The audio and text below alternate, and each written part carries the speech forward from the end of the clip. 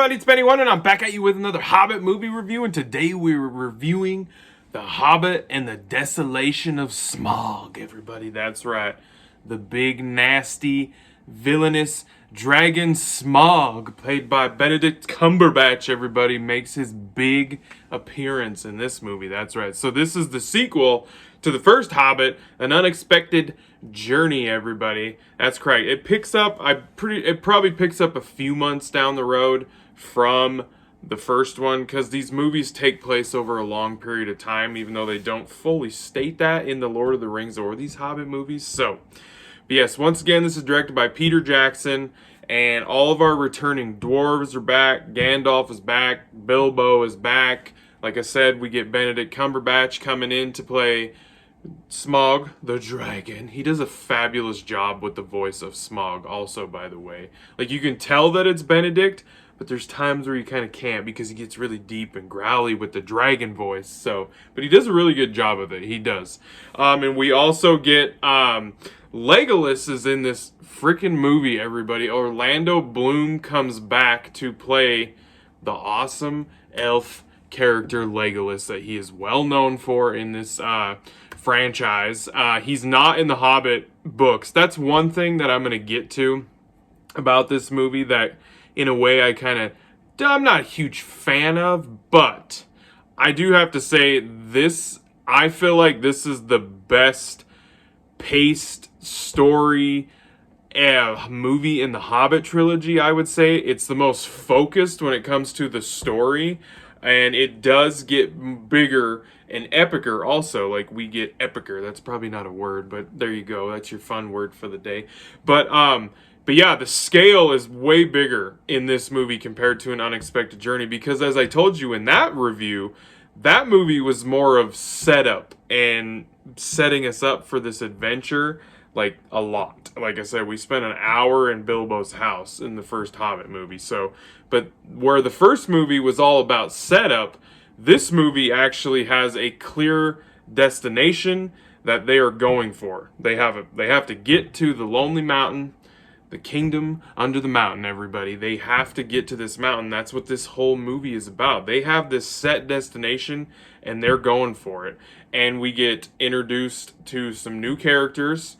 We run into the Wood Elves, and that's where Legolas gets introduced, and I can't remember her name for some reason, but the chick that was in Lost that played Kate, she plays the girl elf in the movie also, who is not in the Hobbit book. But yeah, the action is great in this one. I love the river scene when they escape from where the elves are in the woods, where Legolas's dad is the king. I love that whole sequence where they're in the barrels going down that river while the orcs are trying to kill them, and then Legolas and the elves are freaking trying to kill the orcs, and then saving their asses, even though they just had all the dwarves in jail, like in prison cells, and Bilbo broke them out because he's using the ring, everybody. He's using the ring to his advantage in these movies. So, but yeah, I love that sequence. That sequence is awesome. And then we get introduced to Lake Town and Bard. Bard is our main human character in this franchise, and we get introduced to Lake Town, and we learn that they're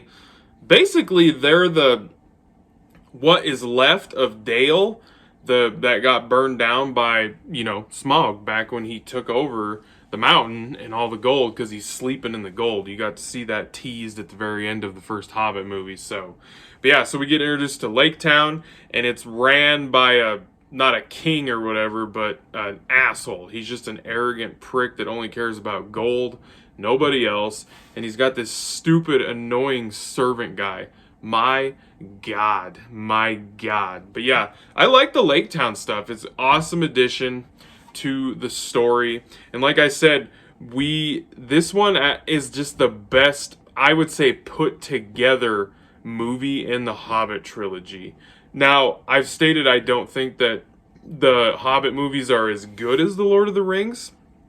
I think this one gets the closest, to that type of, well put together, well acted, well directed, well paced. The story was planned and put on screen right, and just the battles, the epicness, all of it. Like, I think this one is probably the one that got that feel of the Lord of the Rings right, for me at least, where it wasn't solely just a setup movie, or like the third one, the third Hobbit movie, the Battle of Five Armies, is literally just that battle. That's pretty much what that entire movie is about. So this one actually feels like a complete story and movie in a way. So they do get to the mountain, obviously, and because Bilbo waits after they take the key to try to get through the secret door, because, you know, dwarfs and their doors, they like to hide them, and they can only come out in certain times. And this one, they thought it was sunset, but it was actually the moonlight that revealed the door. So luckily, Bilbo stayed up there. The damn dwarfs gave up, so he cracked the riddle. And they get in, and of course, we get that awesome sequence with Bilbo and Smaug. Awesome sequence. It's probably one of the best, I would say the best part of this movie is when Bilbo is down there with all of that gold and treasure, and it is a lot. The whole underneath of that kingdom is loaded. Like, there's enough gold in there to cover Smaug, a giant ass dragon. Like, it's huge, and Bilbo gets sent down there to find the Arkenstone, which is the king's jewel of the dwarves that he's, you know, sent in to frickin' look for. So, because Thorin wants that gem, and he starts getting the dragon sickness because they're inside the kingdom, and it affects pretty much a lot. It can affect all of the dwarfs, but for some reason his bloodline is very harshly affected by that dragon sickness, and it affects his ass, and holy hell does it spill over into the next movie. Jesus H. Christ. We will talk about that, though, in that one. But yeah, the scene with Bilbo and Smaug, awesome shit, you guys. Like, awesome shit. And then, of course, you probably can put two and two together. They try and take him out. They cover him in liquid gold, and they thought they beat him. They didn't. He flies out. He busts through the entrance.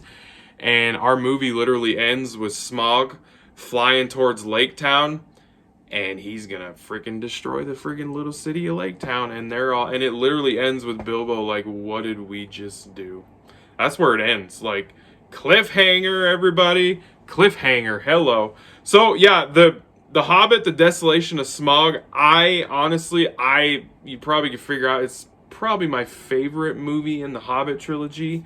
We'll see. I did finish rewatching the Battle of Five Armies, and I'm going to do my ranking video once I'm done reviewing all of them, so we'll see. You never know. You never know, everyone. You never know.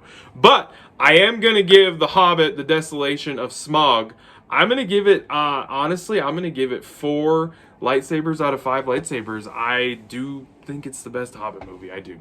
I just decided that, I guess. So, all right, everybody, 4 lightsabers out of 5 lightsabers for the second Hobbit movie, everybody. I hope you guys enjoyed that review. Thank you for watching. I appreciate it. And I'll be catching you on the tube later, because I have spoken.